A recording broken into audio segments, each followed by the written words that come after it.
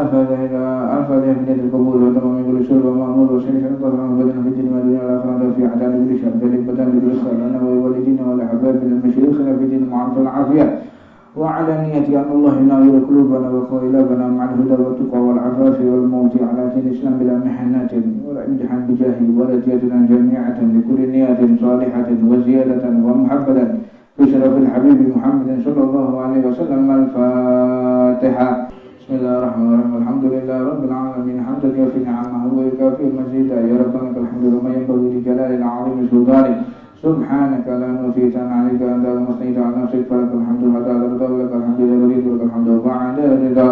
اللهم صل وسلم على سيدنا محمد في الأولين والآخرين وسلم وسلم على سيدنا محمد في كل وقت وحين وسلم وسلم على سيدنا محمد في الملأ الأعلى إلا يوم الدين وصل وسلم على سيدنا محمد حتى ترث الأرض ومن عليها وأنت خير الوارثين. اللهم إنا نستغفرك ونستعوذك رياننا وأبداننا وأنفسنا وأموالنا وأهلنا وكل شيء عصيتنا. اللهم اجعلنا وإياهم بك نافك وعملك وحياتك ومن كل شيطان مريض وجبار عن وتعين وذي بغي وشرنا وعلى كل شيء قدير.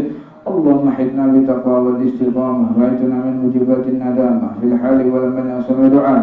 وصل اللهم بجمالك وجلالك على سيدنا محمد وعلى آله وصحبه أجمعين وارزقنا كمال المتابعة له ظاهرا وباطنا في الدين يا الله في الدنيا يا أرحم الراحمين. بفضل سبحان ربك رب العزة عما يصفون وسلام على المرسلين والحمد لله رب العالمين. اللهم إنا نسألك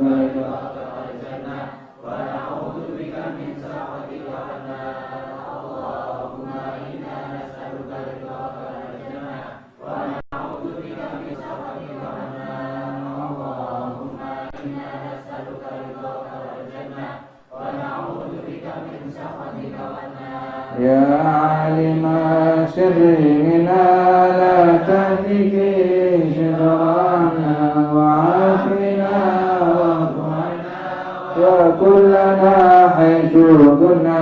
يا عالم سرنا لا تهتك شرعنا وعافنا وارفعنا وكلنا حيث كنا. يا عالم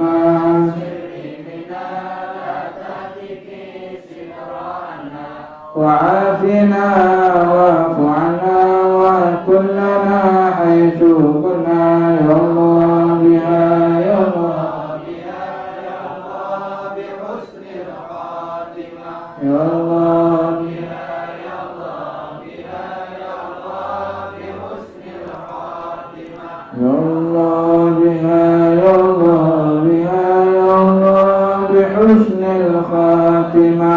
يا لطيف لم يزل قلت بنا فيما نزل إلا اللطيف لم تزل قلت بنا والمسلمين. يا لطيف لم يزل قلت بنا فيما نزل إلا اللطيف لم تزل قلت بنا والمسلمين. يا لطيف لم يزل قلت بنا فيما نزل إلا اللطيف لم تزل قلت بنا والمسلمين. والحمد لله. في الفاتحة. بسم الله الرحمن الرحيم. بسم الله الرحمن الرحيم. السلام عليكم ورحمة الله وبركاته. الحمد لله رب العالمين حمدا لرب خصنا بمحمد وأنقذنا من ظلمات جهل وتيجير. اللهم صل وسلم ونكرم ونعظم على سيدنا محمد وعلى آله وصحبه أجمعين وارزقنا يا الله كمال المتابعة له ظاهرا وباطنا يا أرحم الراحمين. سبحان ربك رب العزة عما يصفون وسلام والحمد لله رب العالمين. قال تعالى سبحانك لا علم لنا إلا ما علمتنا إنك أنت العليم الحكيم. رب اشرح لي صدري ويسر لي أمري واحلل عقدة من لساني يفقهوا قولي. الحمد لله جمعنا الله في هذا المجمع الكريم وفي هذا المناسبة العظيمة الكريمة وفي هذا مجالس متصل إلى حبيبنا محمد صلى الله عليه وسلم. Kita bersyukur kepada Allah yang telah memperkenankan kita duduk di tempat ini. Ini merupakan tempat teragung di dunia. Tidak ada tempat yang lebih agung daripada majelis ta'limnya Nabi besar Muhammad SAW. Tidak ada tempat yang boleh bersumpah bahwa saya berada di jannah hanya di majelis ta'lim. Anda berada di Masjid Nabawi, Anda berada di Masjidil Haram Makkah. Anda bersumpah bahwa Anda di surga tidak diperkenankan. Wallahi ana fil jannah, tidak boleh, karena hakikatnya itu masih berada di Masjidil Haram. Anda juga bersumpah di Masjid Nabawi, samping makamnya Nabi, bersumpah wallahi ana fil jannah, tidak boleh. Tapi ketika Anda duduk di sini di Lasari, Anda bersumpah saat ini wallahi ana fil jannah, tidak berdosa, karena memang ini adalah taman surganya Allah Subhanahu wa taala. Majelis ta'lim, majelis zikir, ini adalah surganya Allah Subhanahu wa taala. Enggak berdosa. Seseorang bersumpah di tempat ini, saya berada di surganya Allah. Maka Allah tidak akan pernah mengizinkan orang duduk di tempat ini kecuali Allah telah ridho kepadanya. Orang masuk surga itu karena ridho Allah, rahmat Allah. Tidak ada satupun orang yang masuk ke dalam surga dengan amalnya, dengan imannya, dengan kebajikannya, nggak ada. Walaupun aku, kata Rasulullah, walaupun aku sebagai Nabi, aku masuk surga berkat rahmat Allah, bukan karena kedudukanku sebagai Nabi. Sayyidina Muhammad SAW. Saya masuk surga itu karena rahmat Allah, Nabi. Kita boleh bersumpah di tempat ini bahwa kita berada di surganya Allah Subhanahu wa taala. Ini pertanda Allah telah ridho kepada kita. Kalau Allah nggak ridho, nggak bisa. Setinggi apapun jabatannya, sebesar apapun kekayaannya, tidak bisa untuk membeli ridho Allah. Ridho Allah yang pertama, melaksanakan sholat. Catat baik-baik ya. Setinggi apapun jabatanmu, sebesar apapun kedudukanmu, sebanyak apapun hartamu, engkau tidak bisa membeli 1 rakaat yang telah diwajibkan oleh Allah. Bisa 1 rakaat sholat? Nggak bisa. Bisa. Orang punya kekayaan yang paling kaya di muka bumi ini beli 1 rakaat? Nggak bisa. 1 rakaat tidak bisa dibeli apapun kecuali dengan kasih sayang Allah Subhanahu wa taala. Kecuali ridho Allah Subhanahu wa taala. Maka tentu kita yang duduk di tempat ini harus yakin kita orang yang paling beruntung di muka bumi ini.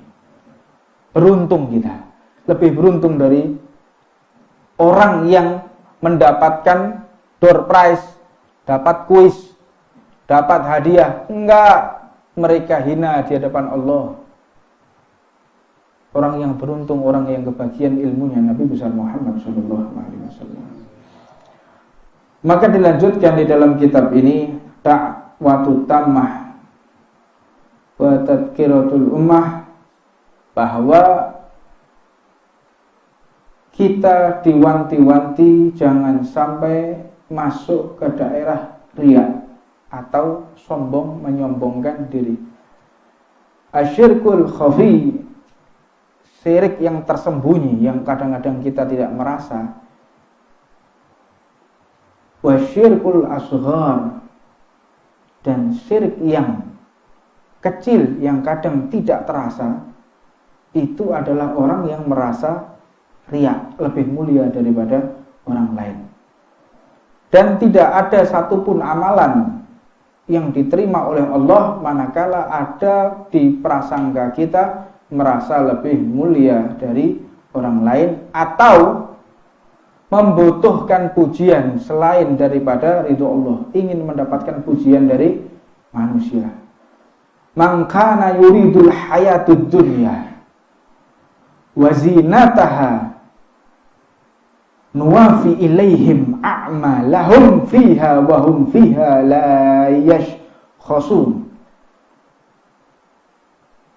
Barang siapa yang menghendaki kehidupan dunia, orang yang ingin cinta harta, cinta dunia, perhiasannya, pernak-perniknya, niscaya Allah akan menyegerakan.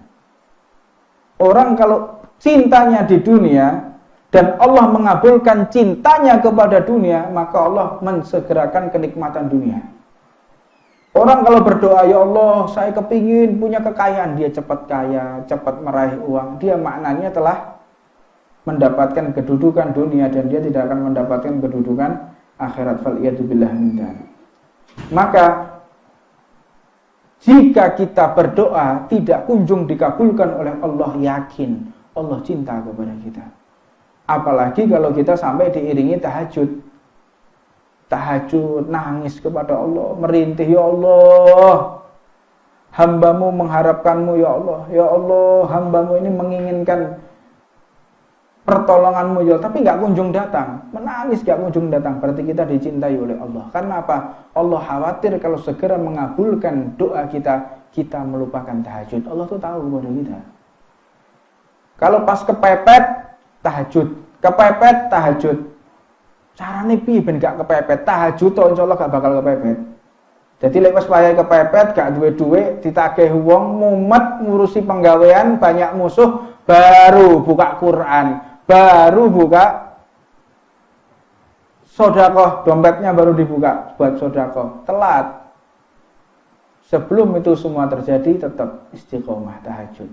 Allah tidak mau orang-orang yang dicintai jauh darinya. Maka kita itu akan dibuat merintih kepada Allah manakala Allah cinta kepada kita. Berapa kali Nabi Muhammad itu menangis di malam hari? Menangis, Nabi Muhammad itu nangis untuk umatnya, nangis untuk agamanya. Ya Allah, berikan kemenangan kepada umat Islam. Ya Allah, ampuni umatku. Ya Allah, umat setelah aku wafat, bagaimana kondisinya? Ampuni mereka, ya Allah, karena mereka tidak bertemu denganku. Menangis Rasulullah atas kekhawatiran umat. La ilaha illallah Muhammad Rasulullah. Maka kita di dunia ini cuma sekejap. Sekejap, nggak ada yang tahu kapan kita akan mati, nggak ada yang tahu. Maka perbaiki nama kita, jangan sampai dikenang buruk oleh orang. Jaga baik-baik nama kita.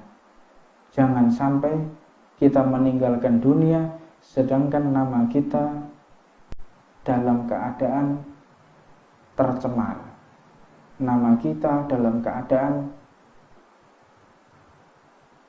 dihinakan oleh Allah. Faliyadzubillah min dzalik. Qarun itu kaya apa tidak? Kaya. Orang paling kaya di dunia Qarun. Kaya. Apa ada orang di dunia yang melebihi Qarun kekayaannya? Tidak ada. Tapi Qarun mati. Yang dikenang kekayaannya atau ketika kekayaan itu hilang? Apa yang dikenang? Ketika kekayaan itu hilang. Harta karun. Kok bisa dikatakan, ya hartanya Qarun? Kenapa ditenggelamkan oleh Allah? Apa sebab? Sombong, riya.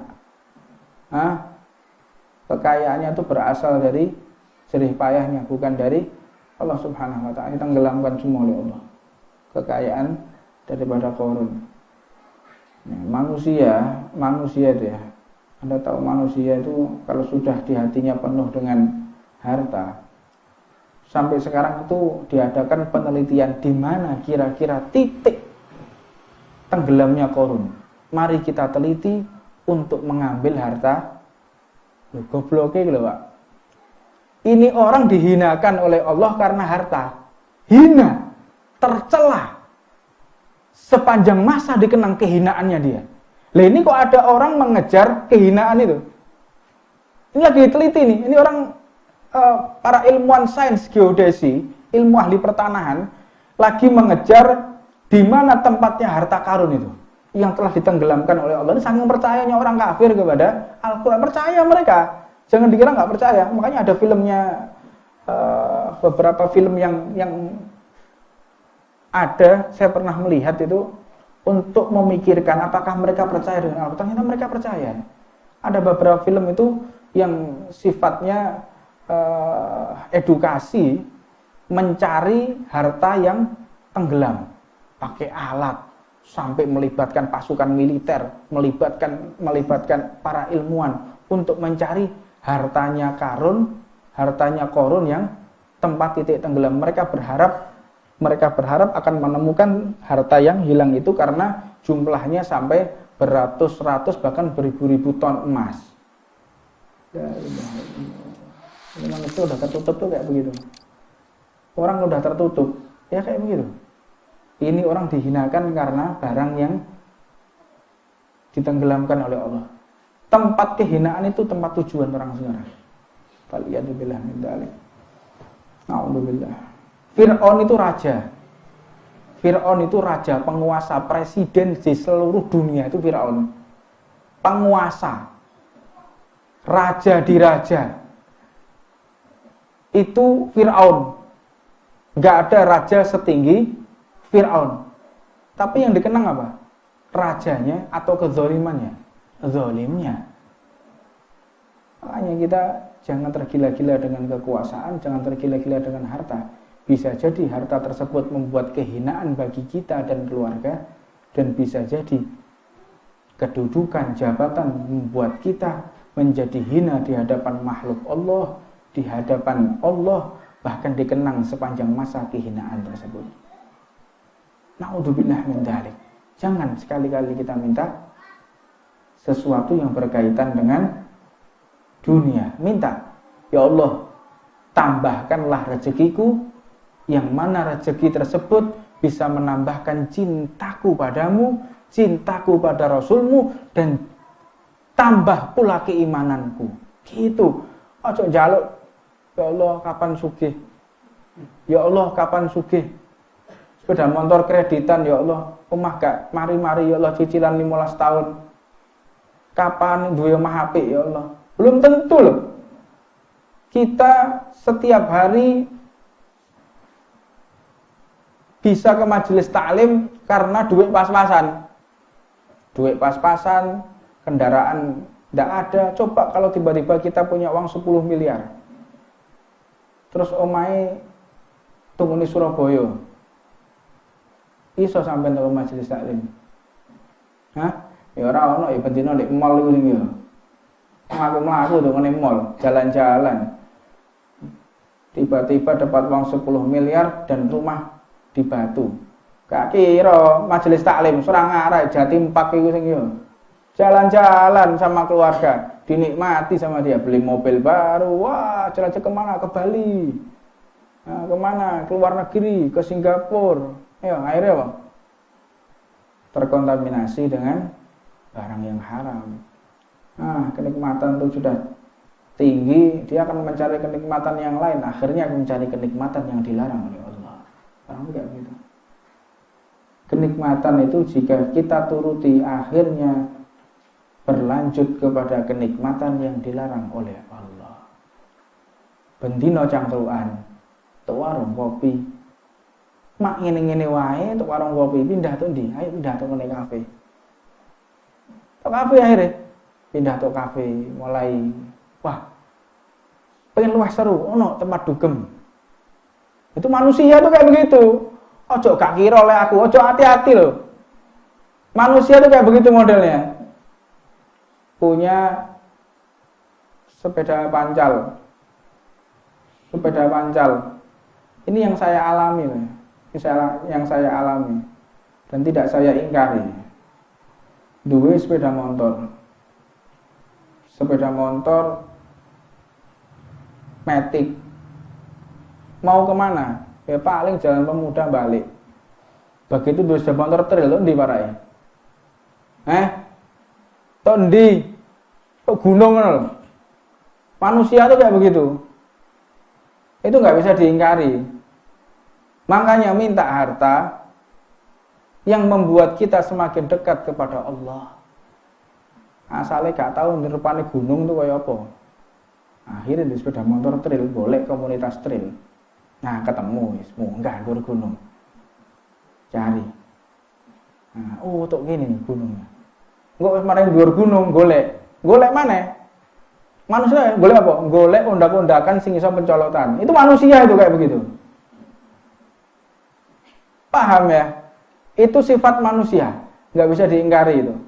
Dia akan mencari kenikmatan yang lebih tinggi lagi, kenikmatan yang lebih tinggi lagi.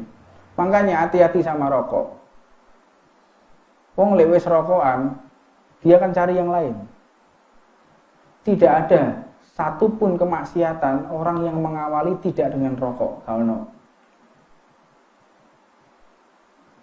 pertama kali jajal dhisik rokok siji. Terus setelah itu rokokan maneh. Minta lagi. Ketemu koncone. Rokok iki ono manis sing luwih enak apa? Coba iki lho. Liyane. Terus akan meningkat mereka sampai ke jenjang narkoba. Ini harus benar-benar kita pahami. Begitu juga dengan kita di dalam berhubungan dengan yang lain, yang lawan jenis. Pertama kali WA. Assalamualaikum, mohon maaf Ustaz. Ya nggih jaket Ridwan. Ketunan nganggo surban ya. Boleh ndak tanya jawab soal masalah agama, ilmu agama. Pertama kali ngono. Aku paling belenek lek ana wong telepon, ana wong takok, mau tanya Ustaz tentang masalah agama. Sing ditakokno pertanyaan umum. Ustaz, mohon maaf saya tanya ya. Kira-kira kalau orang sholat tiba-tiba ada cicak yang keluar kotorannya ke baju kita, sholatnya gimana? Ini mosok gak iso jawab, mosok model kayak ini kebacut lek jenenge. Ini pelajaran TK, iki lha apa takokno, caper enggak? Cari perhatian. Nah, pertama kali kayak gitu. Nah, kok hati-hati pisan ya. Meneh sing anyar-anyar. Surban, sarungan, mulai takok, Ustaz, oh ya, apa yang bisa saya bantu? Hati-hati kowe kalau kewaplo ki awas kowe. Nah, itu yang pertama. Yang kedua, saya minta yang sudah pakai cadar. Yang sudah pakai cadar. Kalian membawa bajunya Sayyidina Fatimah. Kalau tidak siap belajar akhlak, tidak bisa menjaga akhlak, gak usah pakai cadar. Anda mencederai cadar. Kalau sudah pakai cadar, jangan sampai orang tahu bagaimana bentuk suara kita. Jangan sampai tahu orang bagaimana tingkah buruk kita. Akhirnya mereka berpendapat, ini loh wanita bercadar, akhlaknya koyok ini, jerat-jerit. Jadi utamakan belajar akhlak dulu, sopan santun lagi gawe cadar. Sehingga kita tidak mencoreng kehormatan cadar. Hati-hati loh, gak sembarangan. Belajar dulu akhlak, sopan santun, etika, adab, bisa menjaga diri. Ini lagi ironis. Ironis, saya lagi cari nih orangnya. Saya cari hidup atau mati, saya gak peduli nih orangnya. Jadi banyak ada perempuan pakai cadar, orang pakai cadar, terus janji-janjian di tempat hall. Ini ketangkep satu orang, sudah. Saya mau tanya, karena dia punya komunitas, memang sengaja untuk menutupi wajahnya, setelah itu janjian di hotel. Pakai cadar, janjian. Mana fotomu? Ditunjukin fotonya melalui handphonenya. Ini cekel aku, tak bunuh sama saya, tak mata ini cekel aku. Model-model kayak gini. Anda jangan macam-macam dengan pakaiannya Sayyidina Fatimah.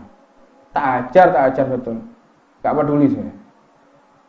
Dan alhamdulillah ala ni'matillah. Rasulullah pun sudah ridho dengan apa yang akan saya lakukan. Jadi dengan bisyarah wal isyarah, saya gak peduli dengan apapun. Kalian yang coba-coba pakai cadar, pacar-pacaran, janji-janjian, awas kalau ketemu saya. Tak ajar betul.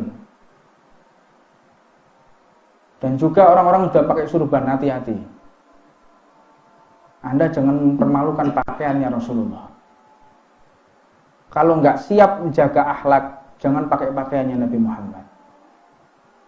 Jangan pakai pakaiannya Rasulullah. Biasa aja sudah. Sudah siap pakai surban, Anda harus jaga akhlak, jaga sopan santun. Karena zaman ini orang hanya melihat wujud kita ini, fisik kita, enggak melihat apa yang ada di dalam misi kita.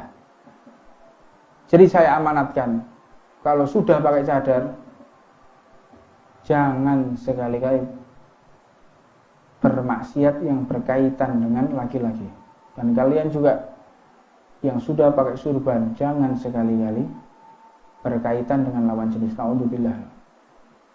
Makanya ini sudah saya cari ketemu satu orang di daerah Bogor sana. Ada komunitasnya. Jadi janji-janjian di yang pakai cadar ini jawil laki-laki ini. Ada ketemuan nih videonya nih. Jadi pakai cadar jawil gini.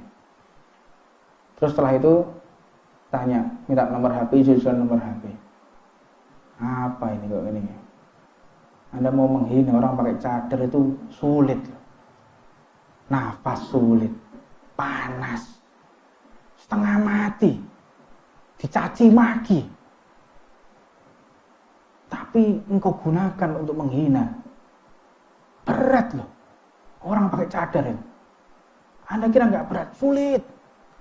Mau nafas sulit. Panas. Setengah mati. Luar biasa. Pengorbanannya orang pakai cadar itu. Hanya ingin ridho Allah dan Rasulnya. Tapi engkau gunakan cadar untuk menutupi wajahmu dengan janjian dengan orang lain. Na'udzubillah min dzalik. Awas loh. Anda jangan merusak harga diri orang-orang yang telah dimuliakan oleh Allah. Mudah-mudahan kita semua diberikan selamat oleh Allah dunia sampai nanti di akhirat.